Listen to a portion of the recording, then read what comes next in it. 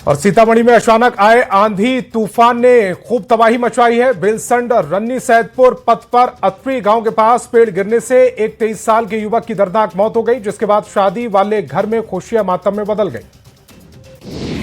रांची में रिम्स के पास एक बड़ा हादसा होते होते टला है। एक अनियंत्रित कार कई लोगों को टक्कर मारते हुए मेडिकल दुकान में घुस गई। घटना का वीडियो दुकान में लगे सीसीटीवी में कैद हो गया। घटना बरियातू थाना क्षेत्र की है। चाईबासा में टोटो में नक्सलियों के खिलाफ जारी ऑपरेशन में एक बड़ी सफलता हाथ लगी है। झारखंड पुलिस और सीआरपीएफ ने 1 लाख की इनामी नक्सली इजराइल पूर्ति उर्फ अमृत को मुठभेड़ में मार गिराया। हजारीबाग के चौपारण थाना क्षेत्र में NH-19 पर एक ट्रक दुर्घटनाग्रस्त हो गया। ट्रक अनियंत्रित होकर सड़क किनारे पलट गया। हादसे में ट्रक ड्राइवर और खलासी दोनों गंभीर रूप से घायल हो गए। देवघर के बाबा बैद्यनाथ मंदिर परिसर में एक श्रद्धालु ने बिना किसी कारण मंदिर के पुरोहित के साथ मारपीट की। घटना में पुरोहित गंभीर रूप से घायल हो गए, जिनका इलाज देवघर सदर अस्पताल में जारी है।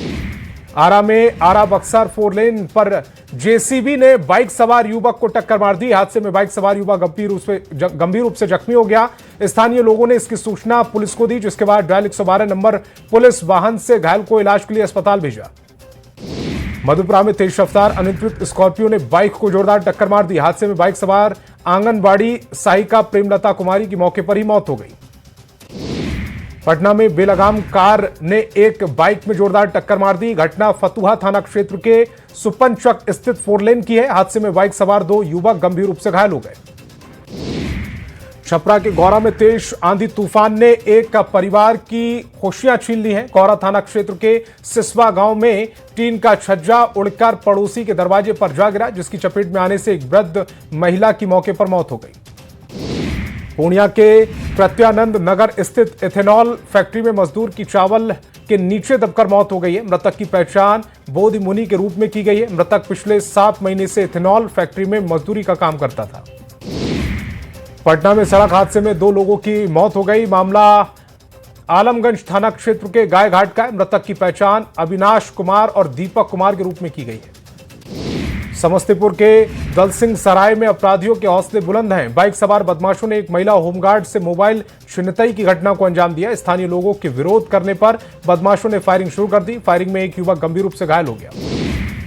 रोहतास के इंद्रपुरी थाना क्षेत्र के बढ़िया गांव में एक सनसनीखेज मामला सामने आया, जहां मैट्रिक पास एक किशोरी रहस्यमय तरीके से अपने घर से गायब हो गई। किशोरी के पिता ने बताया कि रात 1:30 बजे तक बेटी घर में थी, लेकिन 2 बजे वह अचानक लापता मिली। नालंदा के छज्जूबाग मोहल्ले में हथियारबंद बदमाशों ने एक घर में घुसकर भीषण डकैती की घटना को अंजाम दिया। बदमाशों ने घर में अकेली रह रही एक महिला को बंधक बनाकर लूटपाट की और विरोध करने पर उसके साथ मारपीट की। जामताड़ा के बिंदा पाथर थाना क्षेत्र में 8 साल की बच्ची के साथ दुष्कर्म का मामला सामने आया, जिसमें पुलिस ने कार्रवाई करते हुए आरोपी बलराम सिंह को गिरफ्तार कर लिया। जानकारी के मुताबिक बच्ची शाम को खेल रही थी, उसी दौरान आरोपी ने उसको इस घटना को अंजाम दिया। पटना में पुलिस ने भारी मात्रा में प्रतिबंधित कप सिरप और नशे के इंजेक्शन बरामद किए। पुलिस ने गुप्त सूचना के आधार पर ट्रांसपोर्ट नगर के रूपश कॉलोनी में छापेमारी की और एक घर से लगभग 200 कार्टन प्रतिबंधित कप सिरप और नशे के इंजेक्शन बरामद किए। मुंगेर के मुफस्सिल थाना पुलिस ने 17 साल के किशोर को गोली मारने के मामले में त्वरित कार्रवाई करते हुए एक आरोपी को गिरफ्तार किया। गिरफ्तार आरोपी तौफीर निवासी इंग्लिश शाह उर्फ प्रेम कुमार है। पटना में अतिक्रमण हटाओ अभियान चलाया गया। आयकर गोलंबर के पास खादी के कपड़े की दुकानों को हटाया गया। काफी संख्या में दुकान थी, लगातार नोटिस देने के बावजूद दुकान नहीं हटाई जा रही थी। सीतामढ़ी में चर्चित मुखिया मुन्ना मिश्रा हत्याकांड का आरोपी 25,000 का इनामी बदमाश आकाश सोनार गिरफ्तार कर लिया गया है। पुलिस ने कुख्यात बदमाश को लुधियाना से गिरफ्तार किया है। कुख्यात अपराधी विवेक शाह गिरोह से जुड़ा हुआ बताया जा रहा है। छपरा में टाउनशिप के तहत जमीन की खरीद बिक्री पर रोक लगा दी गई। ये कदम ग्रीनफील्ड सैटेलाइट टाउनशिप के निर्माण को ध्यान में रखते हुए उठाया गया है। इस पर कई लोगों ने विरोध जताया।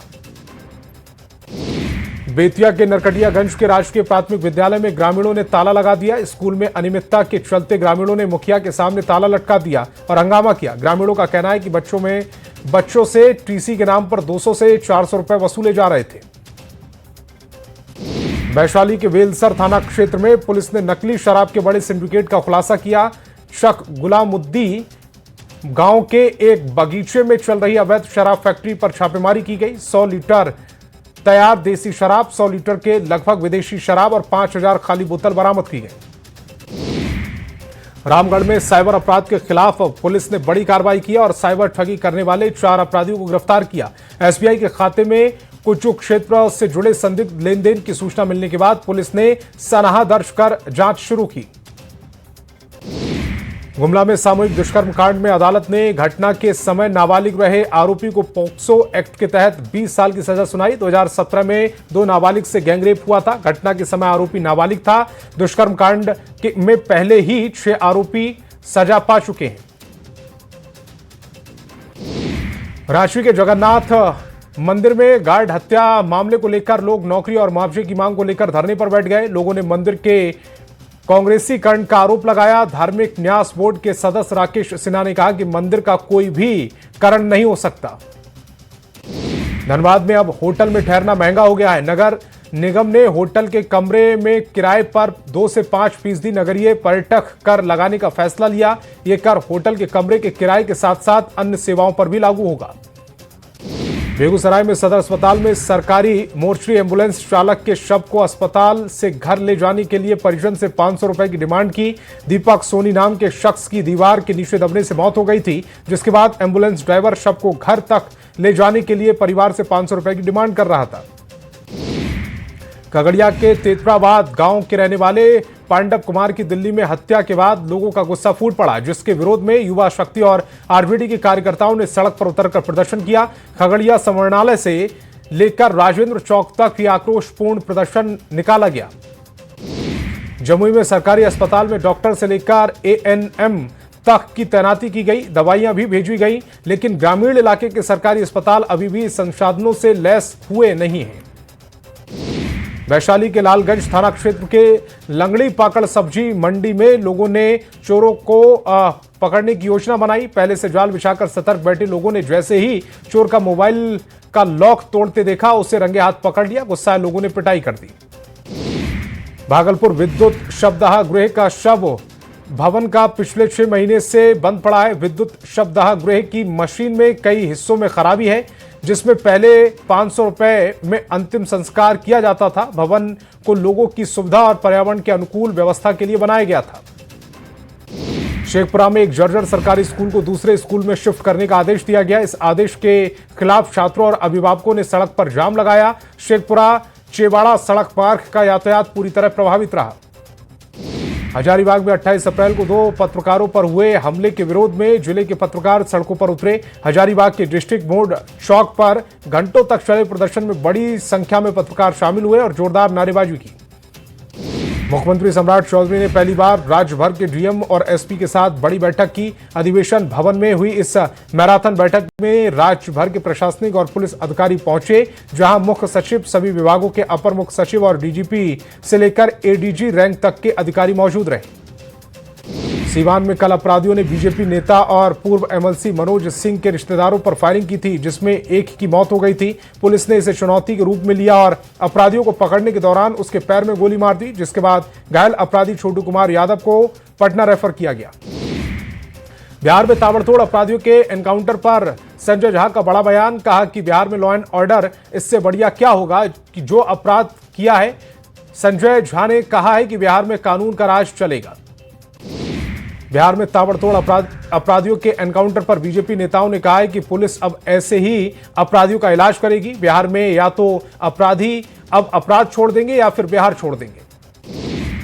बिहार विधान परिषद उपचुनाव को लेकर एनडीए की ओर से बीजेपी के अरविंद शर्मा ने नामांकन किया। नामांकन से पहले अरविंद शर्मा ने सीएम सम्राट चौधरी के प्रति आभार जताते हुए कहा कि उन्हें जो जिम्मेदारी दी गई है उस पर वे पूरी तरह से खरा उतरने की कोशिश करेंगे। सासाराम के नौहट्टा में हुई मूसलाधार बारिश ने महादेव खोह जल प्रपात में फिर से जान डाल दी है। महादेव खोह के पास कैमूर पहाड़ी पर मूसलाधार बारिश के बाद पानी का बहाव तेज हो गया। पहाड़ से गिरने वाले झरने का विकराल रूप देखने को मिल रहा है। आरा के बड़हरा प्रखंड में बिहार और उत्तर प्रदेश को जोड़ने वाला लाइफलाइन पुल के रूप में चर्चित सिताब द्यारा पीपा पुल तेज आंधी हवा के कारण 2 हिस्सों में बंट गया और पूरी तरह से टूटकर गंगा नदी में समा गया। पुल का करीब 20 मीटर का हिस्सा टूट गया। कैबिनेट की बैठक में संजय गांधी जैविक उद्यान का नाम बदलने का निर्णय लिया गया है। अब संजय गांधी जैविक उद्यान पटना जू के नाम से जाना जाएगा। पटना जू के दोनों गेट भव्य बनाने की स्वीकृति मिल गई है। जमशेदपुर में सरायकेला जिला के आदित्यपुर की रहने वाली छात्रा शांभवी तिवारी आईसीसी बोर्ड में 12वीं में नेशनल टॉपर बनी है। शांभवी ने 12वीं बायो साइंस में 100% अंक पाए हैं। जमशेदपुर के सेक्रेड हार्ट कॉन्वेंट स्कूल की छात्रा शांभवी तिवारी को 12वीं में बायो साइंस में 100% अंक मिले। बोकारो में एयरपोर्ट से उड़ान सेवा शुरू करने की तैयारियां तेज हो गई हैं। 30 मई तक सभी काम पूरा करने का लक्ष्य है। एयरपोर्ट शुरू करने को लेकर एएआई, बीएसएल और जिला प्रशासन की संयुक्त बैठक हुई। धनबाद में भूली थाना क्षेत्र के आजाद नगर में एक मासूम बच्चे की बेरहमी से पिटाई कर दी गई। इसके बाद इलाके में तनाव और आक्रोश का माहौल बन गया। बच्चों के बीच खेल के दौरान मामूली विवाद हुआ था, जो अचानक इतना बढ़ गया, जिसके बाद स्थानीय लोगों का गुस्सा फूट पड़ा।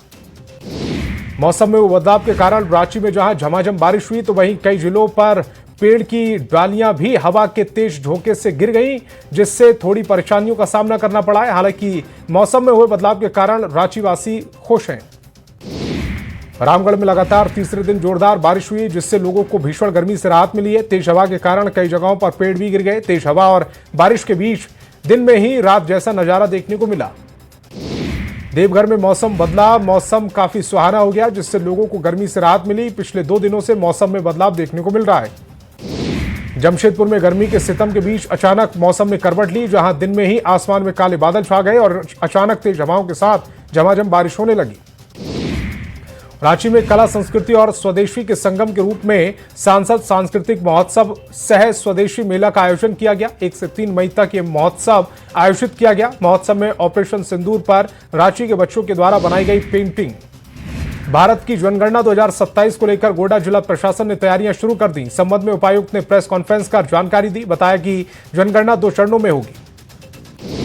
रांची में पब्लिक ट्रांसपोर्टेशन को लेकर दुरुस्त करने को लेकर रांची नगर निगम ने 2 जगहों पर तैयार प्रपोजल पर एक्शन। 17 सिटी बसों की खरीदारी की जाएगी। सभी बसें 32 सीटर होंगी।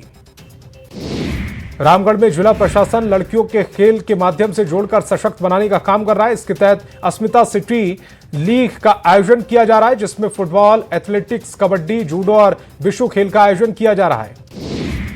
मोतिहारी की चकिया में महिला आरक्षण बिल पास नहीं होने को लेकर बीजेपी महिला मोर्चा ने गुरुवार को जोरदार प्रदर्शन किया।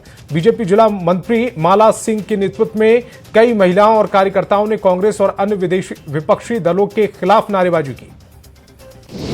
औरंगाबाद में जनगणना 2027 को लेकर जिला पदाधिकारी समय समय पर मॉनिटरिंग कर रहे हैं। कार्य प्रगति की समीक्षा भी की जा रही है। 2 मई से प्रथम चरण की शुरुआत होगी, तो 31 मई तक चलेगा, जिसके तहत मकान सुचिरीकरण और आवासीय वितरण संकलन का कार्य किया जाएगा।